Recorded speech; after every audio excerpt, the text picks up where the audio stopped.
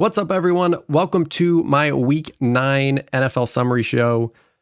We are going to get to the NFL games from this week, but we're also going to treat this almost like a midseason show because we are now officially halfway through the NFL regular season in 2025. So I'm going to be going through my midseason awards. I'm going to be going through my midseason narrative changes, one of my favorite things to do in midseason. I'll explain what that means later. And then we're going to get to some of the stuff from Week 9, my one-sentence summaries, winners and losers, weekly awards, and all of that. As always, if you like this content and you want to see more, make sure to hit that subscribe button. I'm going to be doing NFL summary episodes every Tuesday, NBA episodes every Friday, so make sure to check those out. But let's get started with Week 9, or we'll call it the midseason summary show. I'm going to be going through my first half awards. I'm going to go through all the major categories, and then I'm also going to give a prediction for each one and what I think is going to happen come the end of the year. Let's start with the big one. We're going to do first half MVP to start. It's kind of a weird thing to make awards for a first half of the season, so I get some of these are going to be kind of weird. You don't typically think of awards as just first half of the year, so you don't always think about it. So some of these might seem a little bit surprising, and I think the MVP is a good example of this. I don't know if he has a really good shot to actually win the full season MVP, and after this last game in Week 9, doesn't really seem like an MVP candidate right now, but I think my first half MVP would be Jonathan Taylor. You have to give credit to the Colts. They've been, outside of Week 9, the best team throughout this first half, and you could make the argument for Daniel Jones, but I think it's actually Jonathan Taylor who's been their most important player. And if I'm kind of thinking about this first half of the season, the Colts are one of the first teams I think of, and I think Jonathan Taylor is the big reason, or at least the biggest reason. That's not to take away from Daniel Jones. It's not to take away from the offensive line. But Jonathan Taylor has almost reintroduced himself as one of the best running backs in the league. To me, he'd be the most valuable player for the first half of the year. And I mentioned first half awards are kind of weird. I don't think he has a great shot at winning it. For one, running backs rarely win the award. It's typically a quarterback award. The only case or only shot he has is if the Colts bounce back from this Week 9 performance, become or still stay one of the best teams in the NFL. They'd probably have to get the 1 seed. Jonathan Taylor would have to stay on pace to put up probably a crazy stat season. If that's the case, he has a shot. I don't know if that's going to necessarily continue, or at least continue at the pace that he needs. So he's probably not going to win MVP for the full season, but he deserves a shout out for the first half. If we're talking full season MVP, right now my prediction would still be the same as it was at the beginning of the year. I think it's still Josh Allen's award to lose. And that's not to say he's been the best player in the first half. As I mentioned, Jonathan Taylor would be my pick. Guys like Drake May, Patrick Mahomes is making a good case, some others as well. But I think if we're still predicting the full season, I would still be surprised if it's not Josh Allen. We got a good example of how good he can be in Week 9. He maybe didn't put up the best of stats, but he dominated a game that was, at least for the Bills, a pretty big game against Kansas City. And I think as the season goes on, he's just going to further cement himself as the best player and most valuable player in the league. Right now, it might be a little bit surprising, but I think as the season goes on, he would be my prediction still for full season MVP. Next award is Offensive Player of the Year. And you could say Jonathan Taylor if he's not your pick for most valuable player. If it's not, I think it's pretty clear. It's Jackson Smith-Njigba. He is lighting the world on fire. We're actually going to talk about him later this episode as well, so I'm not going to spend too much time on it. But right now, he's on a potentially historic pace. He is up there towards 2,000 yards for the season. He is over 100 yards past, I think, Puka Nacua, who's second right now in receiving yards. And he hasn't even played every game. The CX had an early bye, so he's only played in 8 games, and he's still outpacing these guys. So he has been a revelation. As I mentioned, we're going to talk about him in a little bit. He would be my pick for Offensive Player of the Year for the first half. And I think he's going to be my prediction for the full winner, the full season winner. I think what he's doing is going to continue. Yes, the CX just brought in Rashid Shaheed as of just a couple hours ago from recording this. But I think JSN might not keep up the pace of like historic numbers, break 2,000 yards. But I think he's able to keep up this pace enough that he leads the league in receiving and is then the Offensive Player of the Year. The only case probably you can make against that is if Jonathan Taylor continues to have a great year and doesn't win MVP, he's going to have a good chance. Puka Nacua, if he can stay healthy. Jamar Chase, if he just continues to go crazy with Joe Flacco, he's always going to be a possibility. But I think JSN holds on. He would be my prediction for the full season winner as well. Moving to the other side of the ball, Defensive Player of the Year. Not really a great candidate right now.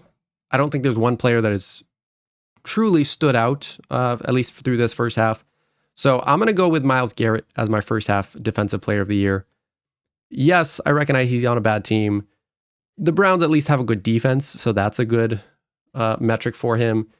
He's second in sacks with 10, one behind Brian Burns, who leads the league. He leads the league in tackles for loss, and he's as good as ever. He is one of the best pass rushers we've ever seen, and I think this is one of his best years, despite the fact he's on a bad team. I think Defensive Player of the Year is one of those awards that I'm okay giving it to a player on a bad team. MVP, certainly not the case. Offensive Player of the Year, you could make the argument.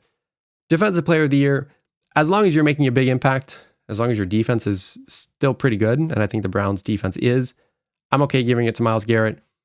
And I think it's one of those things that he's just the best defensive player right now. And when you combine that with the stats and production he's putting up, he's going to be my prediction for the full season as well. As I mentioned, he's one of the best in the game. He's having a career year, and I think it continues. I think he wins Defensive Player of the Year. Only hesitation is if the Browns continue to struggle. Maybe he takes a couple games off, not necessarily due to his choice, but maybe he picks up little minor injuries here and there. They might shut him down. That's the only case against it. I think other than that, he's a great player, really good pick to win Defensive Player of the Year. Going back to the offensive side, Offensive Rookie of the Year, there's actually a decent amount of players to choose from early on in this first half of the year. It's probably between the two rookie pass catchers in Emeka Egbuka and Tyler Warren. And with all due respect to both guys, I think both players have been great. Both players would be deserving of this first half award. But I'm going to go with Tyler Warren. I think he's been just a little bit more consistent. He has been on the Colts offense, as I mentioned, one of the best in the league so far this year. And while Tyler Warren isn't maybe tops on the list as to why that's been the case, he's just a great, reliable tight end. And yes, we've had some examples of that in previous years, but it used to be that that's just not the case. You don't get someone like a Tyler Warren to come in as a rookie tight end and play the way he's playing. We've had Brock Bowers, we've had Sam Laporta, now we've had Tyler Warren. So there's been more examples of that in recent memory, but it's still really hard to be a rookie tight end. And for Tyler Warren to have not only some big breakout plays, he's also just been very consistent. And he has been just a very reliable part of this offense. To me, that gives him over the top over an Emeka Egbuka, who has had bigger weeks. He's had some really big breakout games, but he's also been quiet a few games. And so to me, that's the difference. I'm going to go with a little bit more consistency in Tyler Warren's. Emeka Egbuka, a great choice as well.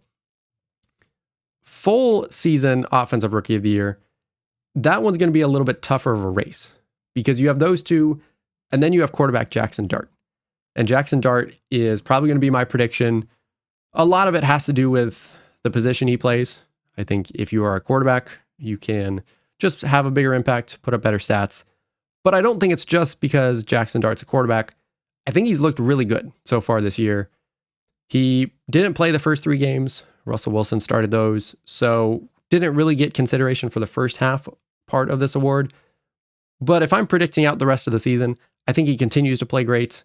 He would be my pick for Offensive Rookie of the Year once the whole season ends. And then last award we're going through is Defensive Rookie of the Year. Kind of opposite of the Offensive Rookie of the Year. Not a ton of great options. We've had some solid contributors, but nobody really stands out. So I'm going to go with one of my personal favorite players from before the season, going into the draft, all of that process. I really liked Carson Schwessinger out of UCLA, linebacker for the Browns. And he's stepped in right into the middle of this defense and been a big contributor right away. And so in a draft that hasn't had a ton of just big, great impact from a lot of these rookies right away, I think he's a great example. He stepped in, he's had productive weeks, And he's leading a pretty good defense. As I mentioned with Myles Garrett, Browns aren't a good team, but they have a good defense. And so I think Schlesinger, to me, would get the pick. If I'm predicting out Schlesinger, if he can get healthy again, he would be a good candidate. I'm going to predict, though, that Abdul Carter, the third overall pick to the Giants, I'm going to predict he finally breaks out. He would still be my pick for Defensive Rookie of the Year. He's been good, don't get me wrong. He doesn't quite have the stats yet to back it up. Brian Burns has kind of taken all the sacks for the Giants. But I think throughout the second half, I think Abdul Carter will continue to improve, and I think he will eventually be the pick. Not that Schlesinger won't have a shot. I think he will be a good candidate as well. Nicky Emanwari for the Seahawks, another good candidate. But I think Abdul Carter, the pedigree, the just kind of eye test, will be backed up by his stats. And I think that's what we're missing right now. I think that will improve in the second half of the year, so he would be my prediction. So those were my midseason awards. It's sometimes weird to do midseason awards, as I mentioned, so I don't want to go too crazy and think too much about it, but I want to give those guys shout outs as we get to the midpoint in the season. And speaking of midpoint, let's move to the second thing I want to get to, and that's midseason narrative changes. And this is what I mentioned at the top. One of my favorite things to do in the middle of really any sports season, NFL or others, throughout this first half of the season, throughout this first 9 weeks, we've now gotten a decent sample size for all players. You know, this isn't just overreactions from the first week or the first couple weeks. We've now had 9 weeks to evaluate players. And one of my favorite things to do is just evaluate this first half, these 9 weeks, and see who has changed their narrative the most. And I think there's probably no better example of this than Jackson Smith-Njigba, who coming into the year, a lot of people thought was a good receiver. He was the number one receiver taken in his class, great receiver at Ohio State. But I think most people thought he was probably just a great number 2 option. Maybe you could get away with him as your number 1 receiver, as the Seahawks were trying to do. But that narrative has completely shifted. And now not only is he a great number 1 receiver, people are putting him in the conversation for best receiver in the game, myself included.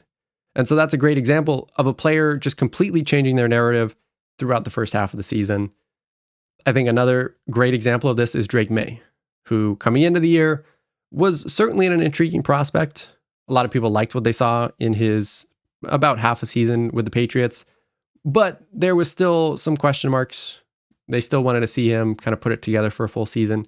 And now after the first half of the year, he's in consideration for just the best young quarterback in the league. And I put out a video of this earlier, but you could argue he's the best trade asset in the NFL. Not that he would actually get traded, but that just shows just how valuable he is. Completely changed from the first half of the year. I think there's a lot more players you could do this exercise for. I'm going to just run through a few more examples that I thought both good and bad, but we're going to start with the good. Jonathan Taylor, before this year, everyone thought he was a good running back, a very solid, probably, bottom half of that top tier of running backs. Nothing super flashy. We've seen him do it in the past, but you'd rather have Saquon or Jahmyr Gibbs, Christian McCaffrey, all those guys. And now that narrative has shifted to, he is reminding people why he is potentially the best just pure running back in the league. Another running back you could do this exercise for is Javonte Williams, the Cowboys running back. Before the year, you would have just thought journeyman running back, Cowboys just need any capable starting running back in there. But now that's shifted to a really probably still pretty good and surprisingly young running back. I think he's only 25 years old, and he's only a few years removed from a really good rookie season. I think he's completely shifted his narrative. Another guy I had listed who unfortunately got hurt this week, so doesn't necessarily apply anymore. But Tucker Kraft went from a solid tight end. I know people were excited about him going into this year, but was kind of just in the mix with all the Packers receivers. And now he's turned to one of the best tight ends in the league and one of the best guys just after the catch, regardless of tight end or wide receiver. It's unfortunate that he ended up tearing his ACL last week, so he is going to be out for the year. But still, moving forward, his narrative has completely changed. A couple defensive guys that I want to shout out. Nick Bonito for Denver. I know he kind of had his breakout year last year, but I think a lot of people, and myself included, wanted to see that backed up again before we, start putting him in, the mix for one of the best pass rushers in the league. So you could argue he was just a system pass rusher in Denver, all of that. But I think he's now one of the best just edge rushers in the league. He is going to have double-digit sacks again and is no longer just a part of Denver. I think he's a big part of what they do. His narrative, to me, has shifted. A couple inside guys. Byron Murphy for the Seahawks. Before the year was a good nose tackle. He's going to help you against the run, just kind of be that big stuffer inside. But now he's turned into just an all-around player. He's disruptive inside. He has 5 sacks on the year. So outside shot at getting 10 sacks, which I don't know if a lot of people thought was possible. So he has turned into one of the best young interior players in the league. To me, that's a big narrative shift. And then Jalen Redmond for Minnesota. Before the year, just this rotational lineman. I didn't really know a ton about him. But now every time you turn on Minnesota games, he's making some sort of impact. And so now he has shifted from a just rotation guy to a legitimate starter who can make plays. I think that's a big narrative shift. There are a couple negative ones, which I don't want to spend too much time on. I'd prefer to stay positive, but there are guys that this kind of flipped the other way. Their narratives have shifted in a negative light throughout the season. A couple quarterbacks that I think fit this. Anthony Richardson, I don't want to totally give up on him, but before the year, I think people still thought he was just a very raw quarterback, still has potential. And even though the fact he hasn't played, I think that narrative has shifted a little bit just because of how good Daniel Jones has played. Now I think the question is he worth saving? Can anybody save him? I'm not ready to say no to that. I do think he will probably get moved at some point, but a narrative shift really over the last 2 years, but still so the last year for Anthony Richardson. Another quarterback for me is Trevor Lawrence. I've never been a huge Trevor Lawrence fan, and I think you could argue that the narrative hasn't really shifted, but I know there were a lot of people that thought going into the year, he still has lots of talent, he's still relatively young, and Liam Cohen will fix him, and having just a great offensive mind will help him. I think now if you talk to most people, if they believed that, that narrative has now shifted to what probably a lot of people think. He's a bottom half quarterback that still has talent, but will just never really be able to put it together. And I think that is kind of where Trevor Lawrence is. Maybe he has a second half career renaissance like some of these guys. I wouldn't be surprised if that happens, but I don't think it's going to work in Jacksonville. You could say that's not a narrative shift, but I wanted to throw that out there. Only other guy I would throw out for kind of a negative narrative shift is a rookie. And I don't typically like to do this with rookies because even though 9 weeks is a good enough sample size, that's really the only time we've gotten to see rookies. So I typically try to avoid them. But I think in Caleb Johnson's case, he's changed from a guy with a lot of talent, raw tools that under the right circumstances could be a really good running back. Now can he even crack the rotation in Pittsburgh? I don't want to overreact to just the first half of a season of his career, but it's not looking good. So narrative shift, unfortunate for Caleb Johnson. 2 other quarterbacks that I forgot for the good ones before we move on. Matthew Stafford, last year I think was starting to show his age. Coming into this year, especially with all the back stuff in the preseason, kind of looked like an aging quarterback, maybe on his way out. But I think that has shifted. He is still one of the best, just pure passers in the league. He deserves a shout out in this. And then Sam Darnold. I know he had a great last year in Minnesota, but I know a lot of people saw the last couple weeks and said, yeah, Sam Darnold's still a fluke. He just is who he is at this point. But I think now that narratives have shifted. This is now back-to-back, at least regular seasons, where he's looked really good. And he just looks like he was a late bloomer. He needed to be put in the right situation, and he looks like a legitimate quarterback. Whether or not that sticks for the playoffs, we'll see. But this is now back-to-back years. Sam Darnold has looked great. I think that is enough to shift his narrative. So those were my midseason narrative changes.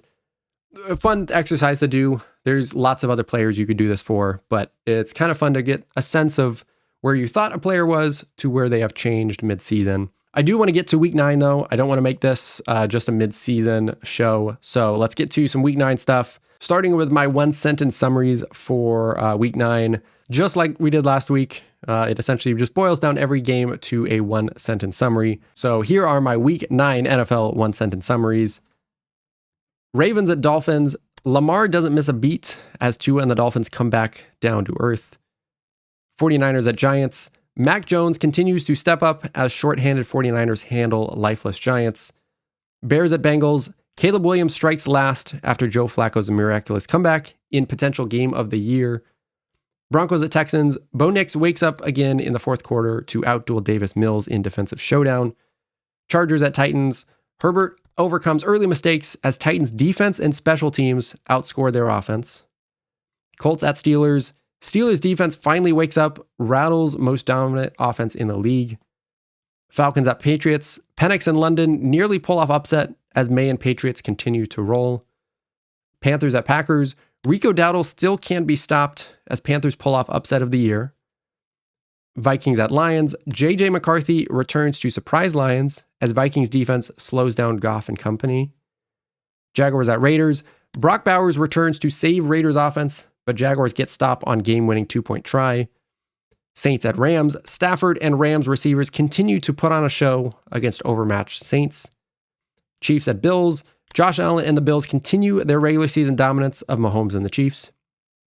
Seahawks Commanders. Sam Darnold nearly perfect as blowout loss, not the biggest thing Commanders lose. And then finally, Cardinals at Cowboys. Jacoby Brissett continues to make a starting case as Cowboys offense falters again. So there were the one-sentence summaries for Week 9. We are going to get to some of these games in more detail in my winners and losers and weekly awards. So let's get to that now. 3 winners for this week. First winner has to be Brock Bowers. He finally got healthy. I think it was pretty clear he just wasn't healthy to start the year. And not only is he a winner because he put up great stats, fantasy owners, all of that, were excited, but I think he's a winner along with Geno Smith, along with Pete Carroll and this offense, because a healthy Brock Bowers completely changes this Raiders offense. And I don't think the Raiders are now just suddenly going to make a surprise playoff run. I think Brock Bowers is great. I don't think he can just suddenly save this team, but I do think he makes this a competent offense. And I was someone that believed in Geno Smith. I thought this offense with Bowers, with Genty, with Jacoby Myers, who has since been traded, I thought this was going to be at least a decent offense, and it hasn't been the case. But I think Brock Bowers is going to change that. He still is the best tight end when healthy. He proved that this week. And now that Jacoby Myers is gone, it's going to be the Brock Bowers show. So I wouldn't be shocked if he has more games like this throughout the season. My second winner is another pass catcher. I'm going to go T. Higgins. He had 2 of the best touchdown catches probably you'll see this year. And that is just really who T. Higgins is. He's not going to be someone like his teammate Jamar Chase, where you just kind of get the ball in his hands in the open field, watch him run. He is the type of receiver, doesn't matter if there's somebody there, you throw it up and more likely than not, he's going to come down with it. And it was kind of a rough start to the year with Jake Browning, but with someone like Joe Flacco, who can just throw it up to T. Higgins, that's what Higgins needs. He needs a quarterback that isn't going to be shy, that is just going to throw it up, give him a chance. And as I mentioned, those 2 touchdown catches he had, 2 of the better catches you'll see. He is probably the best receiver at those type of catches right now. You could throw in George Pickens, you could throw Devontae Adams in there, but T. Higgins would be my vote for just the best contested catch guy right now. And then my last winner of the week is going to be Rico Dowdle. He just keeps chugging along. He has just kept proving to this Panthers team that he can't come off the field. I don't care how good Chuba Hubbard has been. I don't care how good Hubbard has been for the last couple of years for Carolina. Rico Dowdle keeps making the case that he has to be the guy. And this week he finally was. It was less of a split. Dowdle got more of the carries, more of the opportunity. And he ran through a Packers defense that I think is still a good defense. We're going to get to the Packers, don't worry, before this episode ends. But going back to Dowdle, he's up near the top rushing yards throughout the year, despite the fact he didn't really play. He's only played really a majority of snaps the last month or so. And it just seems like there's got to be a week where he comes back down to earth, and we have yet to have that week. So he is a big winner. Speaking of narrative changes that we talked about, Rico Dowdle would be a pretty big narrative shift. Another kind of journeyman running back who, if he continues, you can't argue that he's not one of the better running backs in the NFL. So good week and really good month for Rico Dowdle. My losers, the biggest loser to me this week is Kyler Murray. Not because he didn't do anything on the field. He didn't play, so he didn't have the opportunity to do anything on the field. But it's the fact that we've now had a few weeks with Jacoby Brissett pretty much certainly running a better offense than Kyler Murray. And I don't think that's all Kyler Murray's fault. I do think throughout his whole tenure with Arizona that it's not just been his fault. I think how the Cardinals have used him and surrounded him deserves a lot of the blame. But I think we're realizing that Kyler Murray, while still a very talented quarterback, has his flaws. And I think after this Monday night game, it's almost become clear that this whole Cardinals offense and really this whole team plays better without him. And so you can have all the talent in the world, but if your whole team plays better without you, that's as good of a sign as any. And so I don't really know what's next for Kyler. The realistic thing, and I think probably what's going to happen, is Arizona's going to be forced to go back to him. I don't think they would just straight up bench him when he's healthy. Jonathan Gannon has said in the past, when he's healthy, he's still their starter.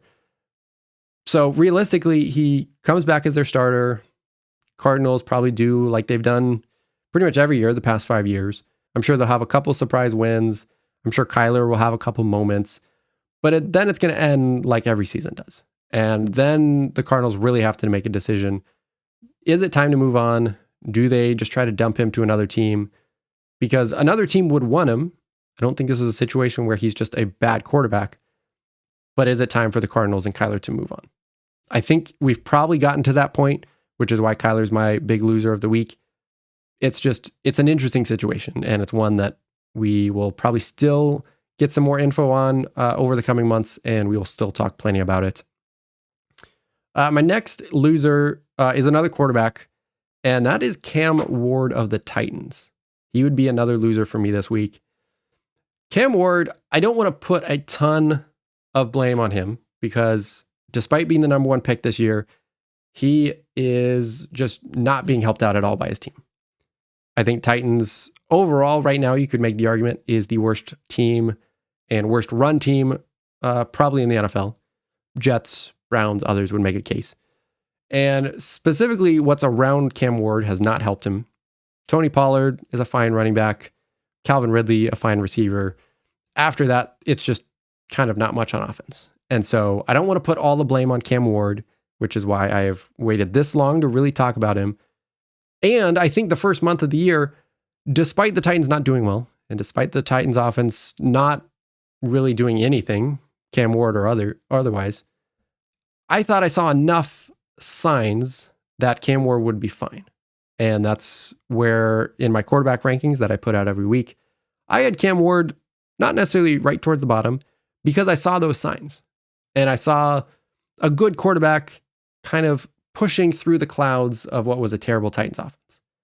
But I think the last month or so, I haven't seen those signs.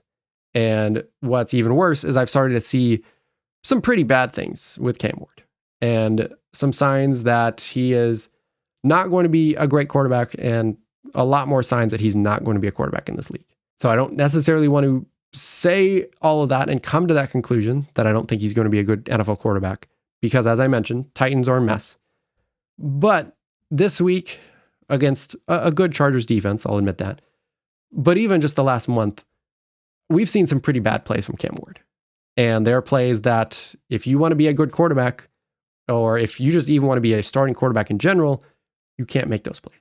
And so that's where I'm putting Cam Ward as a loser, not necessarily just for this week, but probably the last month. It's gotten a little shaky and not a lot to look forward to with the Titans this year. The one thing you do want to see is Cam Ward becoming and proving that he's your franchise quarterback. Beginning of the year, I thought that was clear. It probably still is right now, but you want to see more throughout the rest of the season. And then my last loser, similar to last week when the Giants lost Cam Scatterbo, is the Washington Commanders. Obviously got beat pretty easily on Sunday Night Football against Seattle. But not only did they lose, they lost Jaden Daniels, most likely for the year. Given the bad injuries we've seen over the last few years, a quarterback hurting his non-throwing arm probably the best, just really horrific injury you could hope for. But it still just didn't look good. Jaden Daniels, despite that, is probably out for the year. That in and of itself is just enough for Commanders and the Commanders fans to just be losers. But I think what makes it worse is, yes, you have Jaden Daniels, who I still think is a great quarterback. He does need to stay healthy, but he's a great quarterback. I don't want to take anything away from him this season. He obviously, assuming he gets back, he's still going to be one of the better young quarterbacks. But not only did you lose him for the year, but this was kind of your window if you're the Commanders. This was your window to compete with Jaden Daniels because other than him, you're a very old team. And I think this was the concern going into the season. And this was why I wasn't as high on the Commanders as a lot of people were, because despite all the success they had last year, as young and as enticing as Jaden Daniels was, the Commanders as a whole were kind of on this ticking clock. And as unfortunate as it sounds, I think the Commanders missed their window. And that's not to say that they won't ever win with Jaden Daniels. Daniels, hopefully he gets healthy next year. They can kind of rebuild around him and move forward. But this was their window. And the Commanders weren't probably going to make the playoffs anyways, but now without Jaden Daniels, they almost certainly won't. And that's to me a bigger reason why the Commanders to me are big losers this week, because they missed their window. And it's been a bad season, Jaden Daniels coming in and out. But overall, the team just hasn't looked good, regardless of if he's healthy or not. So not a good week, not a good year for the Commanders in general. Last thing before we wrap up, my weekly awards, like we do every week. MVP, a surprise player and a disappointing player. And then the best team of the week, surprise team and disappointing team. My MVP this week is going to go to Sam Darnold. There's two quarterbacks you could bring up from the NFC West. I think both Darnold and Matthew Stafford were nearly perfect. You could give it to either one of them. I'm going to go Sam Darnold. He was literally perfect in the first half. He got the ball to his top guy in JSN. He spread the ball around. Torrey Horton caught a couple touchdown passes. Elijah Arroyo caught a touchdown pass. And as I mentioned earlier, Sam Darnold has completely shifted the narrative on him. And even going into this year, people doubted him. He is one of the better quarterbacks in the league again this year. Playoffs are going to be a different story. And now everyone's going to be on the Seahawks. We're going to talk plenty more about them throughout the last part of the year. Can Sam Darnold show up when it matters? That's the big question. But for right now, he's great. And I think he would be my MVP this week. My surprise player is going to be JJ McCarthy. I wasn't necessarily out on him. Yes, he had 2 bad games, but he's still young. I still thought he had potential to be a good NFL quarterback. But I didn't think this was the week to really expect a ton out of him. He was coming back from missing a month, just his 3rd NFL start, on the road against the division rival in the Lions. I didn't think it would look pretty, but I also thought that he would be fine the rest of the year. But he looked good, and stats didn't necessarily back it up. He didn't put up great numbers, and I'm not saying he had a just spectacular game, but I think given what we thought and given the situation, JJ McCarthy looked like he belonged. And I think that's all you wanted to see if you were a Vikings fan. Did JJ McCarthy do enough to give you hope, not only in the future, but even this year? Because the Vikings are still in it. I was high on them going into the year. I still think they have an outside shot at competing again this year. And all of that's falling on JJ McCarthy. And this week was a great step. So step 1, JJ McCarthy looked good. Now can he continue on? That is the next question. My disappointment of the week, I'm going to go with the same game. The Vikings kind of handed it to the Lions, and at least on defense, they pretty much shut down Jahmyr Gibbs, who's going to be my disappointing player of the week. Disappointing player you could take in multiple different directions. Some weeks, I'm going to be just very disappointed in how a player performed. Other weeks, it's just going to be a little bit of a fluke. And I think that was the case for Gibbs this week. I am in no way saying that Gibbs just had a terrible week, that he's not a good player, any of that. I think just how the game ended up, Jahmyr Gibbs just wasn't really a factor. And I think that's probably a bigger thing for the Lions as a whole, rather than Gibbs himself. I think, to me, Gibbs is their best weapon. Yes, Amon-Ra St. Brown is there. Yes, he's going to get a ton of targets. But best pure weapon is Gibbs. And I think when the Lions struggle, there's a lot of times where Gibbs is off the field. And even if he's on the field, he's just kind of taken out. And so I think that's more on the Lions than Gibbs himself, is they need to find ways to get it out of him. They need to find ways to get him in space because, yes, he can take 20 carries if you want, but if the Vikings are shutting that down, you still need to give him chances and you still need to get him a part of this offense. So Gibbs, my disappointing player of the week, not necessarily on him, but just not the week that we thought we'd see out of him or just the Lions in general. My best team of the week, I'm going to go LA Rams. Again, you could put Rams or Seahawks. Rams just completely dominated what is probably the worst team in the league. So you could put that caveat, but the Rams and particular Matthew Stafford are just clicking on all cylinders. It's honestly looking like we might get a Rams Seahawks, potentially NFC Championship. We are going to get 2 of those matches, I think, the rest of the year. They're going to be great games. The Rams have been playing great the last few weeks. Both teams have been playing great. It's going to be fun to watch to see who comes out of that division. My surprise team is the Pittsburgh Steelers. I thought the Colts at some point would have a bad week. I am not going to say too much about the Colts. I'm going to give them a bad week. We'll see how they respond. But what I am surprised is how the Steelers looked, and particularly the Steelers defense. Going into the year, yeah, this is kind of what we expected for the Steelers defense. But this is not at all the Steelers defense we've seen throughout this year. And to see them step up against what was statistically far and away the best offense this year was surprising. Again, can we overreact to 1 week? Sure. I want to see them sustain that over the next few weeks before I kind of consider them as contenders again. It's a good week. We'll see how the Colts respond. We'll see how the Steelers respond, but they were certainly surprising. And then last but not least, we can't spend a whole episode and not talk about what was the probably most surprising game of the year. And that was the Panthers and Packers. And the Green Bay Packers are my most disappointing team this week and potentially even this year. I don't really know what's going on with this Packers team because on the surface, they look like they should be Super Bowl contenders. They look like they are one of the best teams in the league, at least on paper. When you look at the offense, Jordan Love, by a lot of stats, is playing like one of the best quarterbacks in the NFL. You could make the case he should be an MVP candidate. They have Josh Jacobs, one of the best running backs in the NFL. They have, or at least had, a lot of good pass catchers, whether it was Tucker Kraft having a breakout year, Romeo Doubs, Christian Watson came back, Matthew Golden. They had everything in place on offense. And then you go to this defense, which early on in the year looked great. Obviously, the Micah Parsons trade helped. Lots of other playmakers on that side of the ball. And yet, for some reason, just everything isn't clicking. And I think this game against the Panthers is just a culmination of the season so far. And I don't want to necessarily say the Packers are out because their record is still up there. They certainly could string together a few good wins and we'll say they're just fine. But despite everything they have, when you watch the games, it just doesn't seem like it works. And I think especially this offense. All those guys I named, Jordan Love having a good year, for some reason, they just don't seem to be able to put up points consistently and be able to move the ball consistently.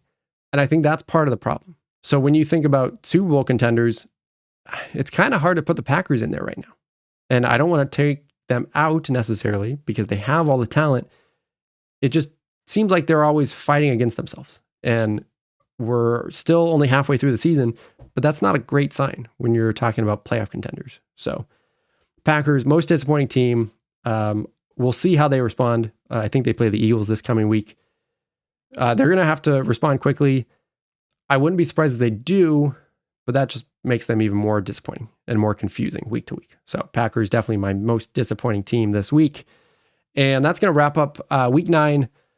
Lots of things in the NFL to get to. NFL trade deadline, I think, is wrapping up just as I record this. So lots going on, lots of things that we will get to week by week. So as I mentioned at the top, if you liked any of this, if you want to see more, make sure to like and subscribe. NFL episodes coming out Tuesday, NBA episodes coming out on Friday, and lots of other stuff in between. So make sure to subscribe, and we will see you in the next video.